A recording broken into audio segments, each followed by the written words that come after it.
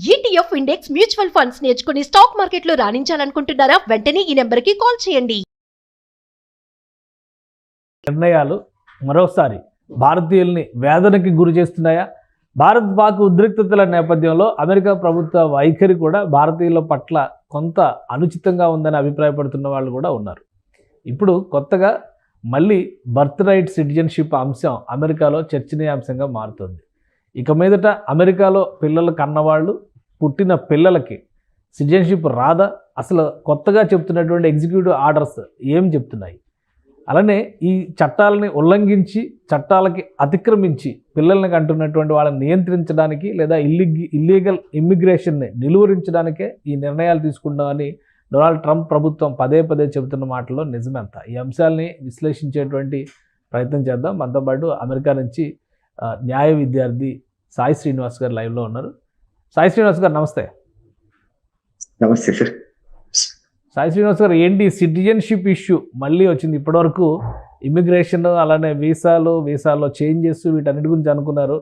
Citizenship విషయంలో birth right citizenship అనే దాని గురించి ప్రస్తుతానికి పెండింగ్లో ఉంటుంది, కోర్టులు కూడా అడ్డుకోవచ్చు అని అనుకున్నారు. మళ్ళీ ఇప్పుడు అది తెరపైకి వచ్చింది. అసలు ఏం జరుగుతుంది? ప్రభుత్వం ఏమన్నా నిర్ణయం తీసుకుందా? సార్, మీ అందరికీ తెలుసు సార్, జనవరి 25, 2025 సో ట్రంప్ ప్రమాణ స్వీకారం చేసిన వెంటనే ఒక 5 ఎగ్జిక్యూటివ్ ఆర్డర్స్ మీద సైన్ చేయడం జరిగింది సార్. దానిలో మొదటిది ఏంటంటే అమెండ్మెంట్ నెంబర్ 14 ని ఇంటర్ప్రిట్ చేస్తా ఎగ్జిక్యూటివ్ ఆర్డర్ ఇవ్వడం జరిగింది. ఈ అమెండ్మెంట్ నెంబర్ 14 ఏం చెప్తుందంటే సార్, ఇక్కడ ఈ దేశంలో all the persons born or naturalised in the United States are subject to the jurisdiction thereof are the United citizens అన్నారు సార్. అంటే ఏంటంటే ఈ దేశం మీద పుడితే, ఈ నేలలో పుడితే సో వాళ్ళందరూ యుఎస్ సిటిజన్స్ అయిపోతారు. మీరు లీగలా ఇల్లీగలా, మీరు సిటిజన్సా నాన్ సిటిజన్సా అనేది లేకోకుండా మీరు ఈ నేల మీద పుడితే మీరు సిటిజన్స్ అయిపోతారు అని చెప్పడం జరిగింది. కానీ ఇక్కడ డొనాల్డ్ ట్రంప్ ఏం చేశాడంటే సార్, ఇక్కడ ఒక చిన్న పదాన్ని subject to the jurisdiction thereof అనే దాన్ని ఇతను ఇంటర్ప్రిట్ చేశాడు సార్. ఏంటంటే ఇది ఓన్లీ సిటిజన్స్ కి ఒకటి అప్లై అవుతుంది, నాన్ సిటిజన్స్ కి అప్లై కాదు. అంటే ఇల్లీగల్ ఇమిగ్రెంట్స్ కానీ ఇమిగ్రెంట్ వీసా కానీ నాన్ ఇమిగ్రెంట్ వీసా వాళ్ళకి అప్లై కాదు అనే దాని మీద తను ఎగ్జిక్యూటివ్ ఆర్డర్ సైన్ చేయడం జరిగింది. దాని తర్వాత ఏమైందంటే సార్, ఒక ఏప్రిల్ నెలలో చాలా మంది వాళ్ళ దగ్గర ఉన్న కోర్ట్స్ కి ఫైల్ చేయడం జరిగింది సార్, కేసెస్ ఫైల్ చేయడం జరిగింది. అంటే ఫెడరల్ కోర్టులో ఫైల్ చేసిన తర్వాత సియాటిల్ కోర్ట్ ఏం చేసిందంటే సార్, మాకొకటి ఇంజెక్షన్ ఆర్డర్ ఇవ్వకుండా నేషనల్ వైడ్ ఇంజెక్షన్ ఆర్డర్ అనేది ఇవ్వడం జరిగింది. అంటే ఒక చిన్న కోర్ట్ ఇస్తే అది మొత్తం ఆల్ ఓవర్ యుఎస్ కంతా అప్లై అయ్యేటట్టుగా ఒక నేషన్ వైడ్ ఇంజెక్షన్ ఇవ్వడం జరిగింది. దాని ద్వారా ఏమైతుందంటే సార్, అంటే మనం ఇండివిజువల్ గా కేసెస్ ఫైల్ చేయడం అవసరం లేదు, అంటే ఆటోమేటిక్ గా యుఎస్ కంతా అప్లై అయిపోతుంది. కాబట్టి ఇప్పుడు ట్రంప్ ఏం చేశాడంటే, ఆటోమేటిక్ గా నేను ఇప్పుడు దీని మీద సుప్రీంకోర్టుకు పోతే నాకు దెబ్బతీస్తుంది అని చెప్పేసి తను ఏం చేస్తున్నాడంటే ఈ నేషన్ వైడ్ ఇంజెక్షన్ దాని మీద సుప్రీంకోర్టుకి వెళ్తున్నాడు. అంటే ఏంటంటున్నాడంటే, మీరు ఒక చిన్న కోర్టు నా ఎగ్జిక్యూటివ్ ఆర్డర్ ని ఆపలేదు, ఇది అగేన్స్ట్ గా సపరేషన్ ఆఫ్ పవర్స్, ఇది నా జ్యుడిషియల్ ఓవర్ రీచ్ అవుతుంది అని చెప్పి తన సుప్రీంకోర్టు నేషన్ వైడ్ ఇంజెక్షన్ కి వెళ్ళడం జరిగింది.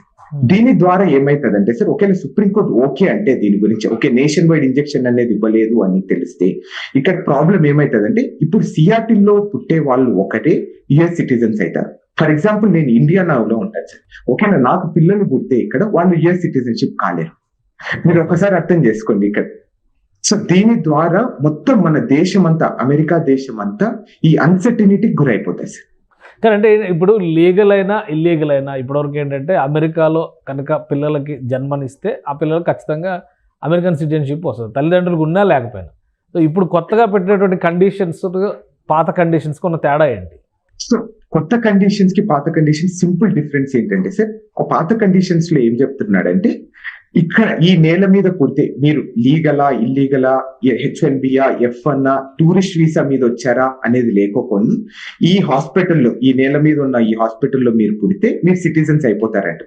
కొత్త దాని ప్రకారం ఏం చెప్తున్నాడంటే, either one of your parents should be citizens, అంటే మీ అమ్మైనా నాన్నైనా సిటిజన్స్ కానీ, లేకపోతే వాళ్ళు గ్రీన్ కార్డ్ హోల్డర్స్ ఉంటేనే మీరు ఇక్కడ సిటిజన్స్ అవుతారు, లేదా కారు అని చెప్తున్నాడు. ఓకే, ఇప్పుడు దీనివల్ల మన వాళ్ళకి భారతీయులకి ఎక్కువ సమస్యలు వచ్చే అవకాశం ఉందా? ఎందుకంటే జనరల్గా మన వాళ్ళంతా లీగల్ ఇమ్మిగ్రేషన్ మీదే ఉంటారు కాబట్టి, లీగల్ ఇమ్మిగ్రేషన్ మీద ఉన్నప్పటికీ కూడా, వీసాలు ఉన్నప్పటికీ కూడా ఇక్కడ చెల్లుబాటు కాదు, ఓన్లీ గ్రీన్ కార్డు హోల్డర్స్ మాత్రమే వర్కౌట్ అయింది. సో అలాంటప్పుడు భారతీయులకి కూడా ఈ నిర్ణయం ఇబ్బంది కలిగించేటువంటి నిర్ణయం అవుతుందా? సార్ ఇప్పుడు మీరందరూ న్యూస్ లో చూస్తుంటారు సార్, ఇప్పుడు గ్రీన్ కార్డ్ రావాలంటే సుమారు 20-30 ఏళ్ళు టైం పడుతుందని. ఇప్పుడు ఫర్ ఎగ్జాంపుల్ ఇప్పుడు నాకు పుట్టింది అనుకో సార్ పాప, ఇప్పుడు ఏదైనా ఆ పాపకు సిటిజన్షిప్ వస్తే ఏమైతుందంటే 18 ఏళ్ల తర్వాత మనకు ఆమె స్పాన్సర్ చేసే హక్కు ఆమెకు ఉంటుంది సార్, అంటే నా పేరెంట్స్ కి. ఇప్పుడు దాని ద్వారా వాళ్ళ జీవితాంతం ఎట్లా తలుచుకున్నా కానీ సిటిజన్షిప్ కాలేరు. అంటే ఇది ఇక్కడికి వచ్చి మనం ఏవి అనుభవించలేము సార్. ఓకే, ఇక్కడ ఇంకొక పాయింట్ ఏంటంటే సార్, సోషల్ సెక్యూరిటీ ట్యాక్సెస్ అని మన రూపంలో కట్టించుకుంటారు సార్. అంటే నన్ను F1 లో ఉన్నా కానీ, నేను చిన్న పని చేసినా కానీ, లేకపోతే జాబ్ చేసినా కానీ దాని మీద సోషల్ సెక్యూరిటీ ట్యాక్స్ కట్ చేసుకుంటారు. అది క్లెయిమ్ చేయాలంటే మీరు US సిటిజన్ అయితేనే క్లెయిమ్ చేసుకోవచ్చు. అది సుమారు ఒక 5 కోట్లు 6 కోట్లు అవుతుంది సార్ మనం రిటైర్ అయ్యే కొద్ది. ఆ డబ్బులంతా మనం క్లెయిమ్ చేసుకోలేము మనం సిటిజన్షిప్ కాలేకపోతే. ఓకే, మనం ఇక్కడ పనిచేసి ఇక్కడ ట్యాక్స్లు కట్టి మళ్ళీ లాస్ట్ కు US సిటిజన్స్ కాలేమని అది క్లెయిమ్ చేసుకోకుండా వెళ్ళిపోతుంది. ఇప్పుడు మిగతా దేశాల వాళ్ళకి ఏమన్నా ప్రభావం ఉంటుందా? చుట్టుపక్కల దేశాలు కానీ, మెక్సికో లాంటి, కెనడా లాంటి ఇటువంటి దేశాల నుంచి కూడా చాలామంది అమెరికాకు వస్తుంటారు కదా. ఈ సిటిజన్షిప్ బై బర్త్ అనే దానిలో అమెండ్మెంట్స్ కనుక అమలైతే వాళ్ళపైన ఎలాంటి ప్రభావం చూపిస్తుంది? సో యూజువల్ గా మనం రీసెంట్ గా లెక్కలు చూసుకుంటే సార్, ప్యూ రీసెర్చ్ సెంటర్ అని వాళ్ళు ఇల్లీగల్ ఇమిగ్రేట్స్ గురించి ఎక్కువ రీసెర్చ్ చేస్తుంటారు సార్. వాళ్ళు చెప్పే దాని ప్రకారం 13 మిలియన్ల మంది ఇల్లీగల్ ఇమిగ్రెంట్స్ ఉన్నారు సార్ అమెరికాలో. సో వాళ్ళు సుమారు ప్రతి సంవత్సరము 2,25,000 మంది పిల్లల్ని కంటున్నారంట. వాళ్ళందరికీ కంప్లీట్ గా సిటిజన్షిప్ రాశారు. ఇక్కడ ట్రంప్ కూడా, నేను ఇందాక కూడా డిస్కస్ చేస్తుంటే, ట్రంప్ ఏం చేస్తున్నాడంటే సార్, ఈ ఇల్లీగల్ గా వచ్చిన వాళ్ళందరినీ టార్గెట్ చేయడానికి ట్రై చేస్తున్నాడు. ఇప్పుడు మీరందరూ చూసుకుంటే ఓన్లీ 40,000 మందిని డిపోర్ట్ చేయగలిగారు ఇంతవరకు. సో తన టార్గెట్ ఏంటి? ప్రతి సంవత్సరం 10 లక్షల మందిని డిపోర్ట్ చేయాలని. అంటే 40,000 మందిని ఓన్లీ 4 నెలలు డిపోర్ట్ చేయగలిగాడు. సో ఇలాంటి ద్వారా ఏం చేస్తున్నాడు అంటే, ఇలా ఇప్పుడు మీరు సిటిజన్షిప్ కావాలంటే మీరు కోర్టుకి వెళ్ళి క్లెయిమ్ చేసుకోండి అని చెప్తున్నాడు. ఇల్లీగల్ ఇమిగ్రెంట్స్ కోర్టుకి వెళ్ళినప్పుడు ఏం చేస్తాడు, అక్కడ ఐస్ ఆఫీసర్స్ వచ్చి వీళ్ళని అరెస్ట్ చేసి తీసుకెళ్తారు. ఆల్రెడీ ఇల్లీగల్ అనేది కోర్టుకి వీళ్ళే సబ్మిట్ చేసినట్టు అవుతుంది. అవును సార్, సిటిజన్షిప్ అఫిడవిట్ ఇచ్చి క్లెయిమ్ చేసుకున్నట్టు. సో ఎందుకని ఇప్పుడు ఇంకొక మాట ఏం వినిపిస్తుందంటే, ఈ రెమిటెన్స్ ట్యాక్స్ అని చెప్పని, ఒకవేళ ఇక్కడ నుంచి వెళ్ళిన వాళ్ళు కానీ వేరే ఏ దేశానికైనా, నాట్ ఓన్లీ ఫర్ ఇండియా, ఏ ప్రాంతాల నుంచి వెళ్ళినప్పటికి కూడా అక్కడ సంపాదించుకున్నటువంటి డబ్బులు కనుక ఇక్కడికి పేమెంట్ చేసినా, ఇక్కడికి పంపించుకున్నా కానీ దాని మీద కూడా ట్యాక్స్ వేస్తున్నారని చెప్పని ఒకటి నడుస్తుంది. నిజమేనా? అది ఇంప్లిమెంటేషన్లోకి ఏమైనా వచ్చిందా అలాంటిది, లేదా పాలసీ వైజ్గా డిస్కషన్స్లో ఉందా? ఇప్పుడు పాలసీ వైజ్ ఆల్రెడీ ఇంట్రడ్యూస్ చేశారు సార్ హౌస్ ఆఫ్ రిప్రజెంటేటివ్ లో. సో దాంట్లో ఏం చెప్తున్నారంటే, నాన్ సిటిజన్స్ ఎవరైనా కానీ, అంటే పర్మనెంట్ వీసా, అంటే గ్రీన్ కార్డ్ హోల్డర్స్ కానీ, లేకపోతే F1 లో ఉండే వాళ్ళు కానీ, H1 లో కానీ, ఏ వీసా ఉండే వాళ్ళు కానీ, వాళ్ళు సిటిజన్స్ కాకపోతే వాళ్ళు ఏ దేశానికైనా డబ్బులు పంపించాలంటే వాళ్ళు 5% ట్యాక్స్ కట్టించుకుంటారు సార్ దాని మీద, రెమిటెన్స్ ట్యాక్స్ అని. సో దాని వల్ల ఏమైతుందంటే సార్, ఆల్రెడీ ఇక్కడ 30% ట్యాక్స్ కట్టించుకుంటున్నారు సార్. దాని మీద మళ్ళీ అదనపు 5% ట్యాక్స్. ఓకే. సో ఇప్పుడు చాలా మందికి ఈ దేశానికి వచ్చే వాళ్ళందరూ F1 లో ఉండే వాళ్ళందరూ లోన్లు కట్టుకుంటారు సార్ ఇండియాలో.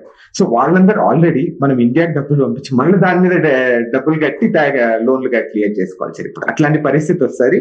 దీని ద్వారా ఏమైతుందంటే, ఈ హవాలా ట్రాన్సాక్షన్స్ అనేది ఎక్కువ పెరిగిపోతాయని నేను అనుకుంటున్నా సార్. ఓకే.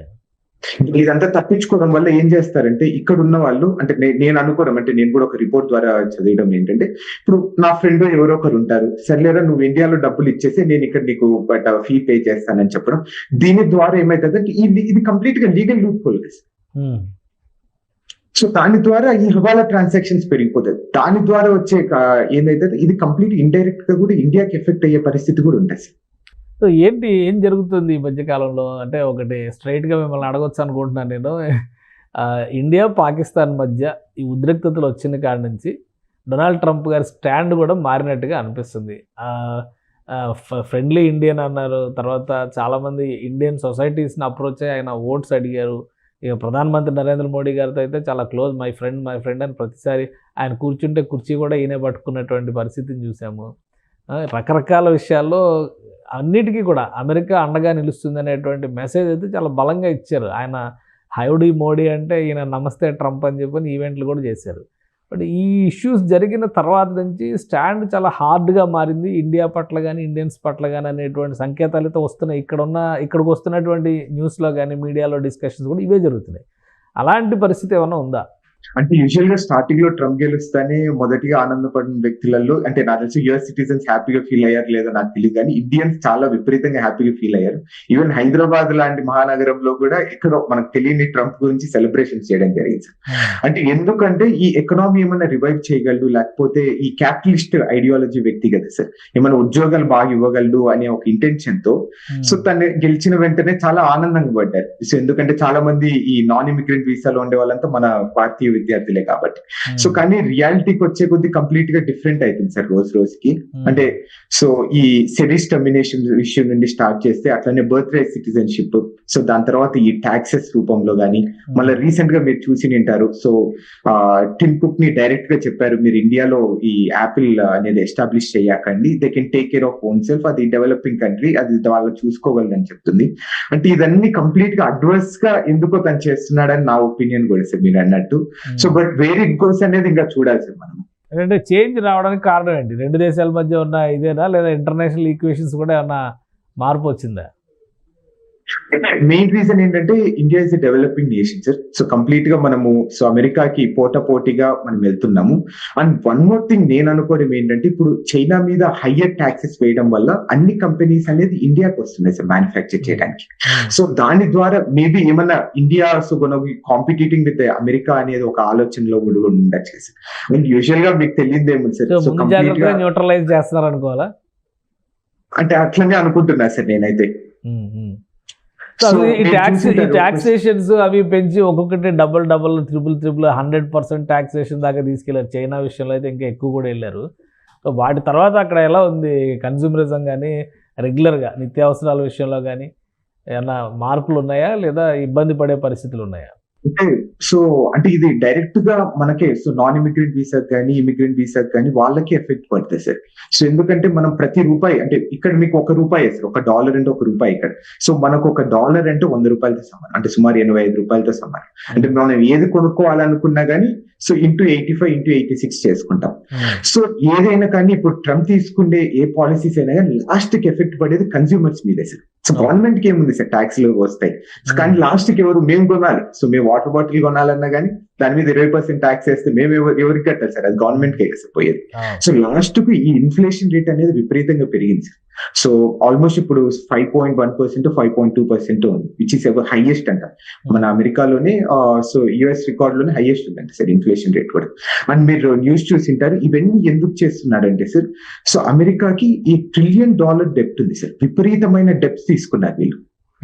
సో అది కట్టడానికి అవి పూడ్చడానికి ఇవన్నీ చేస్తున్నారు సార్. మీరందరూ వినింటారు గోల్డెన్ వీసా అని, అంటే ఆల్మోస్ట్ $5 మిలియన్ ఎవరు ఇన్వెస్ట్ చేస్తారో వాళ్ళందరికీ.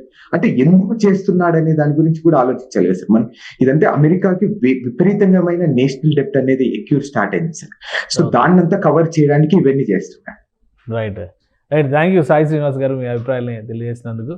ఇది అమెరికాలో ప్రస్తుతం ఉన్నటువంటి పరిస్థితి, అక్కడ రాజకీయంగా జరుగుతున్నటువంటి పరిణామాలు, మేక్ అమెరికా గ్రేట్ అగైన్ అనేటువంటి నినాదంతో డొనాల్డ్ ట్రంప్ తీసుకున్నటువంటి నిర్ణయాలు మాత్రం భారతీయులకి, ఇమ్మిగ్రెంట్స్కి కొంత ఇబ్బందికరంగానే మారుతున్నటువంటి పరిస్థితి. ఇప్పుడు సిటిజన్షిప్ బై బర్త్ అనేటువంటి దానిలో అమెండ్మెంట్స్ కనుక వస్తే ఖచ్చితంగా భవిష్యత్ తరాలు ఇక్కడ నుంచి వెళ్ళి అక్కడ సెటిల్ అవ్వాలని ఆశిస్తున్న వాళ్ళందరూ కూడా ప్రతికూల పరిస్థితుల్ని ఎదుర్కొంటారని సాయి శ్రీనివాస్ గారు వివరిస్తున్నారు.